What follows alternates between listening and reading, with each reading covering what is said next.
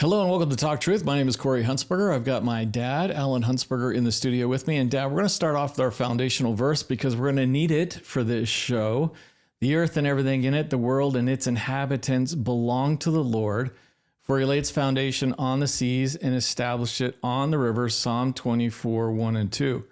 Important verse to start off every program. Why, Dad? Well, we need to be reminded that even though bad things happen to good people and all that kind of thing on this earth, God is in control, and he really is. And what we have to do is make choices. And when we make choices, if we choose to walk close to him, he walks close to us, but he doesn't force us. The one thing that God does not do is force us. He doesn't mandate us. Yeah, we choose whether or not we want to serve him or not. And so we just need to be reminded of that. We have a choice. And when we choose God, I would believe, and we believe that things are better. But well, I'm glad I did.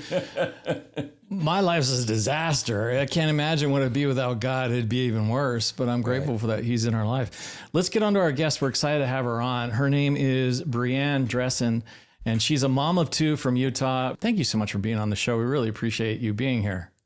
Oh, I'm excited to be here. Thanks for having me on. Well, we heard about you through the grapevine. We understand that you were injured during an AstraZeneca clinical trial. You were a participant, now disabled.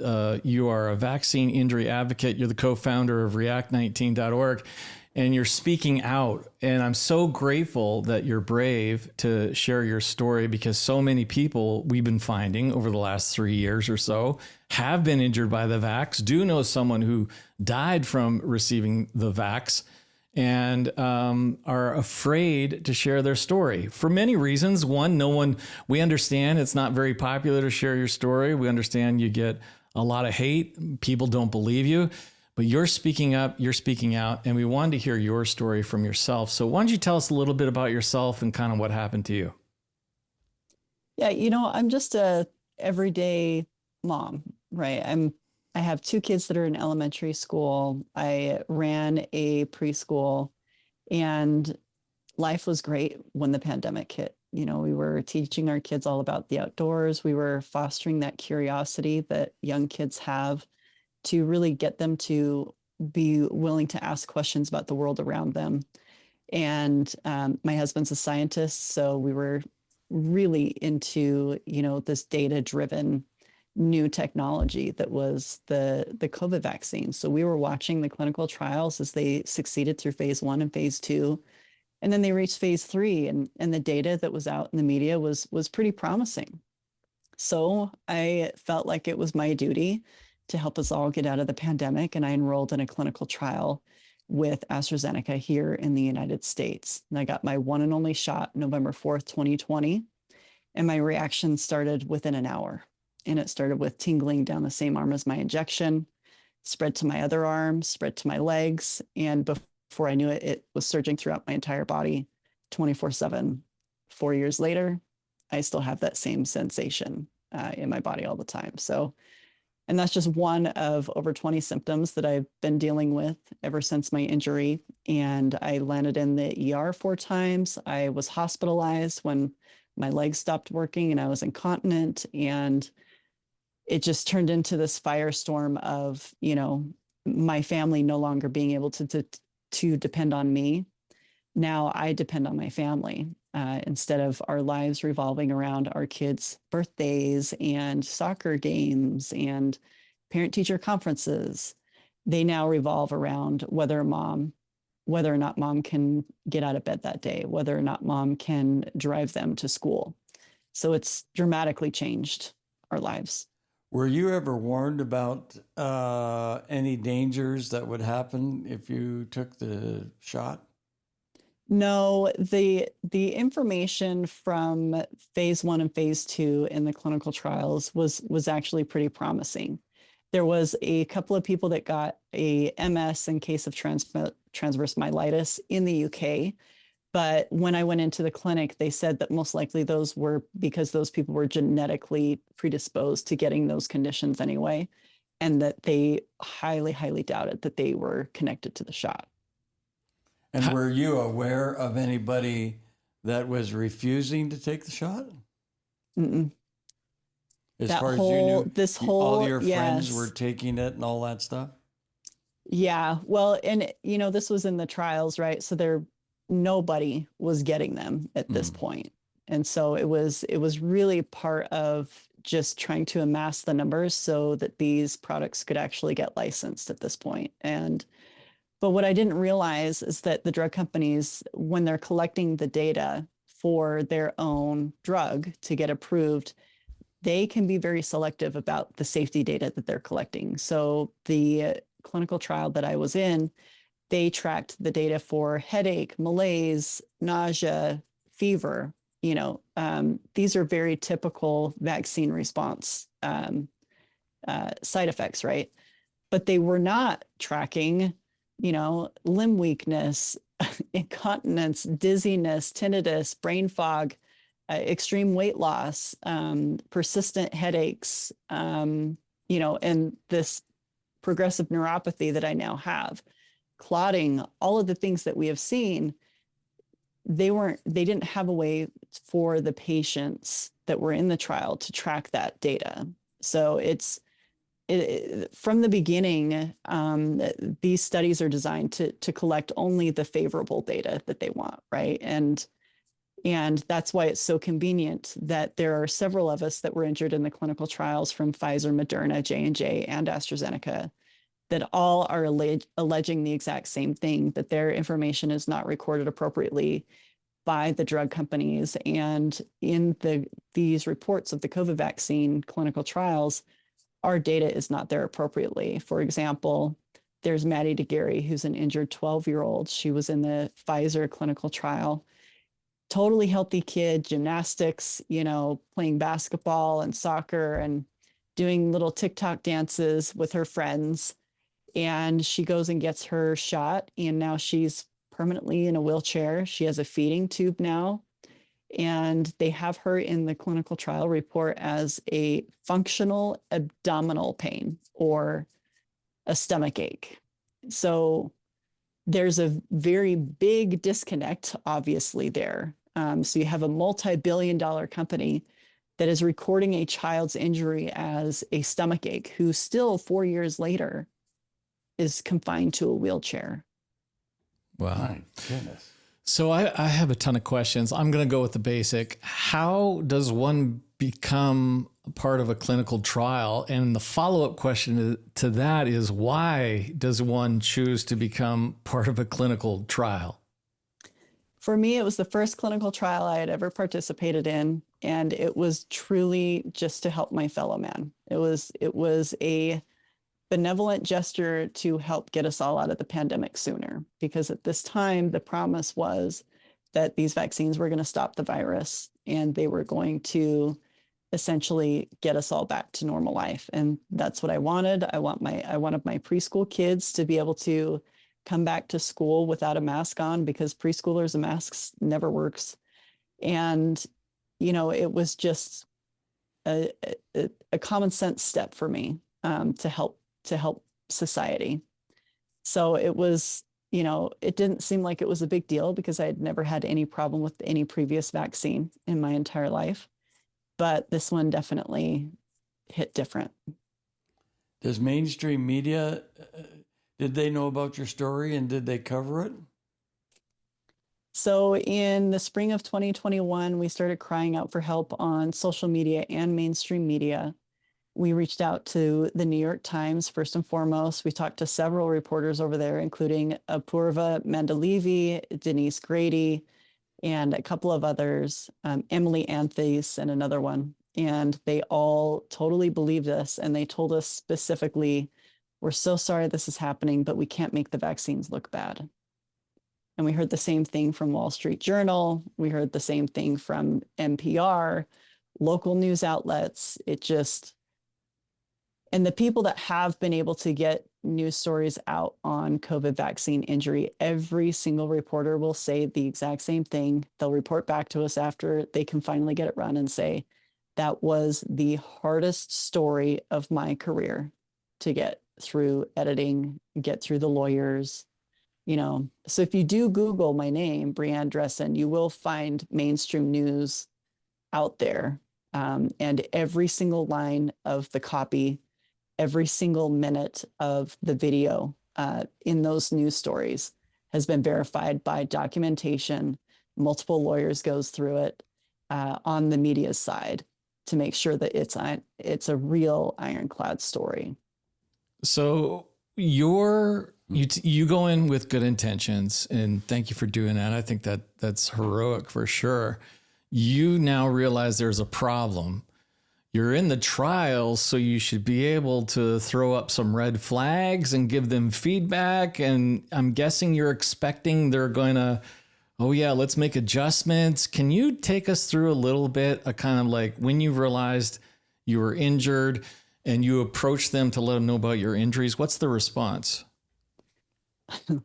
Yeah, of course, I reported my reactions right away. I thought that they would be interested in, the timeline of these symptoms that were piling on one after the next after the next. And the reality was the test clinic themselves, the ones that were tasked with evaluating me in person, they were concerned, but the drug company couldn't get away from me fast enough. So I had signed an informed consent document, a contract with them before I got my shot, and they agreed to help medically and financially if there was any problems.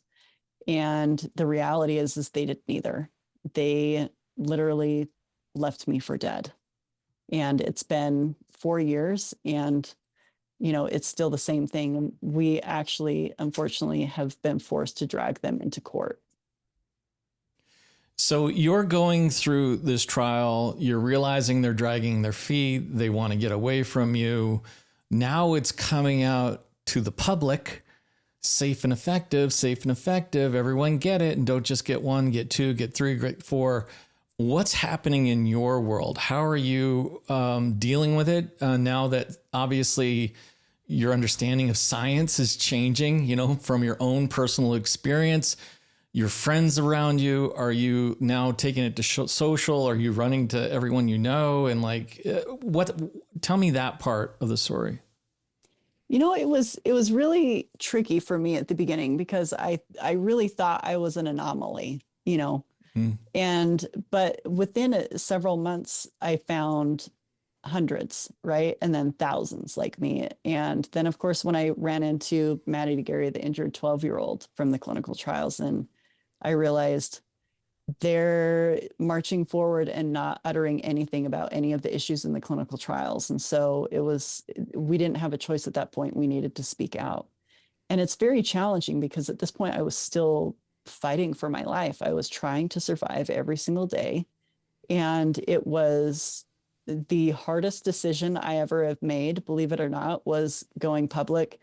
But once I did go public, and after, the firestorm of anger that came our way after speaking out, once that died down, it's very clear that we definitely made the right decision. And I have not looked back once. I have not questioned that decision once ever since, because the information that has continued to come out has just, proven more and more that there are some serious concerns that continue to go overlooked and completely buried, to be honest. So when the marketing was in full swing in January, so December of 2020, January of 2021, if you think about the vast majority of America still had yet to even get one dose, we reported my injury to the National Institutes of Health. January 11th, 2021, the NIH started a study on neurological complications to the COVID vaccines. And I was patient number 1 in that study. So they flew me out. They flew out a couple of dozen other people from Pfizer, Moderna, J&J, and they gave us all the top of the line testing. They diagnosed us. I was diagnosed with post-vaccine neuropathy at the NIH headquarters in Bethesda, Maryland, and we were giving therapies. And so they literally got me from being bedbound to housebound and being able to go to the store every once in a while. The problem is that they assured us that they were going to disclose this information to the public themselves. They asked us to be quiet while they collected the data so then they could communicate this appropriately through their channels. So we complied. We were quiet. It was the craziest thing to be sitting there with the heads of the NIH and then also sitting, with the heads of the FDA as well. And they were all just telling us to just hang on, help is coming, and they will be doing their job. They just needed a little bit more time to collect the data to disclose this to the public. Wow. When you see this happening in television now with Bobby Kennedy being interviewed to be secretary, and maybe he's made it by the time this is aired, but what's your thoughts? Kennedy's nomination has infused a lot of hope for our community. These are families that haven't just been hit by the COVID vaccines, right? These are young women that their lives have been permanently altered by the HPV vaccines. There's flu vaccine injuries out there, MMR vaccine injuries.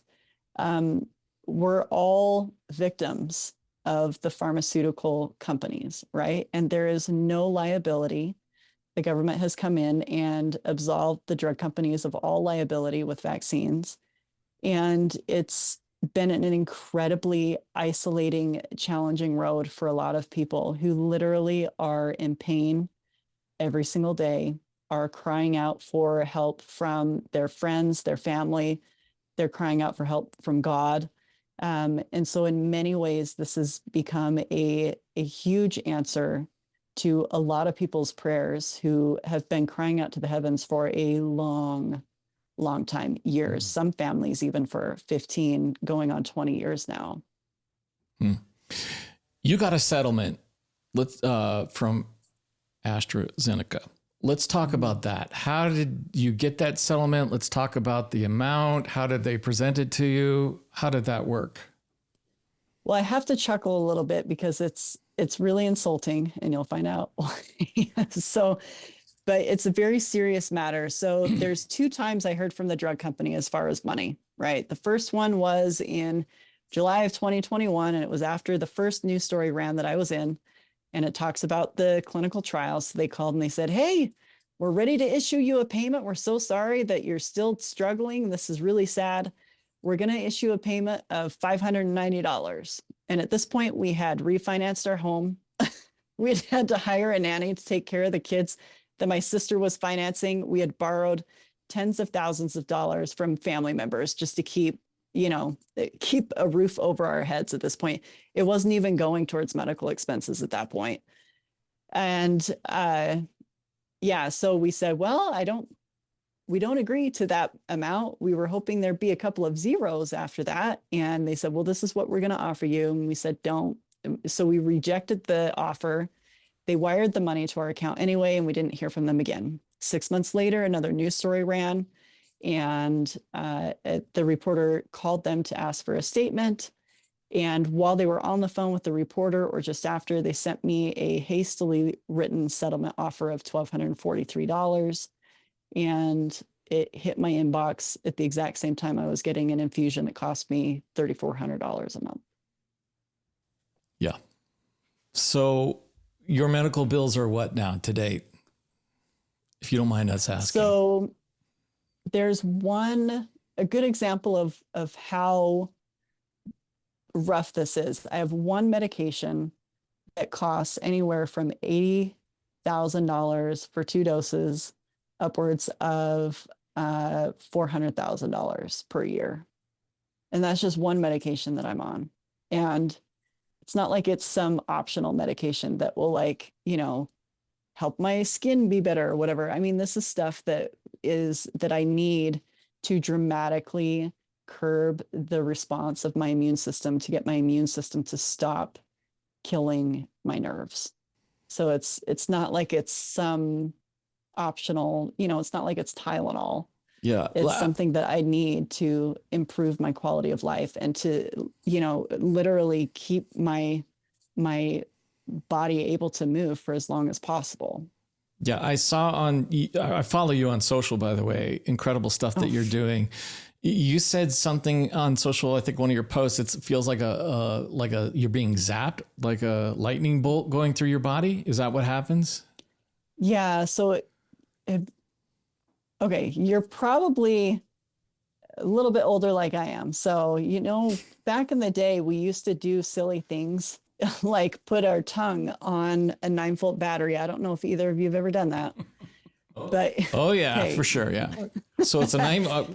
I still do it every once in a while. Okay. Yeah. I mean, You got to grow test up to in see that if it's area. alive. Right. Exactly. Yeah. You grow up in that era, you kind of stay in that era a little bit, right? So, yeah. So it feels like that grabbing sensation of when that zing of when you put your tongue on a 9-volt battery. My body feels like that all the time now. So it's the last thing I feel when I go to bed at night, and it's the first thing I feel when I wake up in the morning.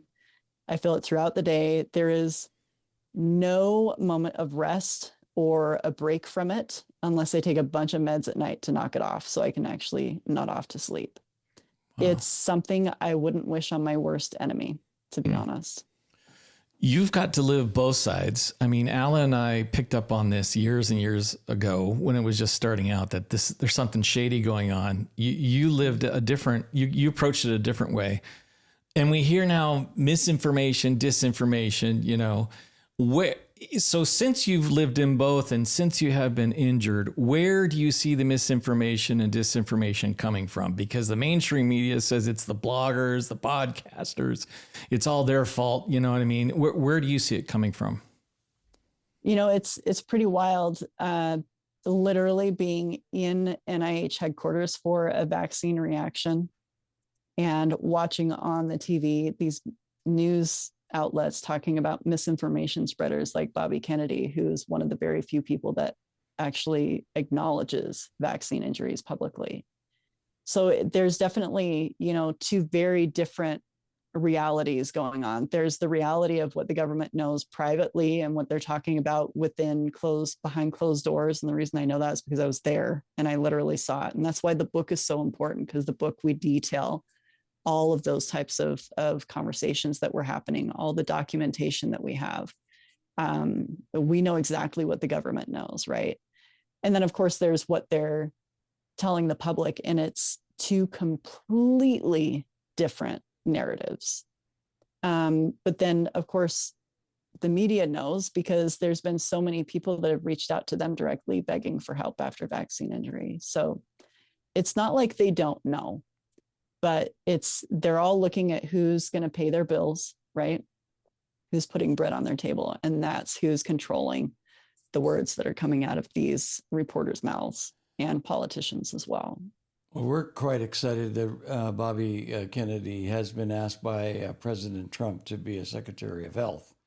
And we can only pray that he gets it. And I believe he will. And then he has quite a task on his hands because, he has the mainstream media against him and he has a lot of government officials against him. But, like he said in his hearing, he prays every day, every morning for 20 years, God put me in a position where I can do some help. And so it looks like God has answered his prayer. And we need to continue to pray for him because he's going to be very key during this time. Absolutely. Yep.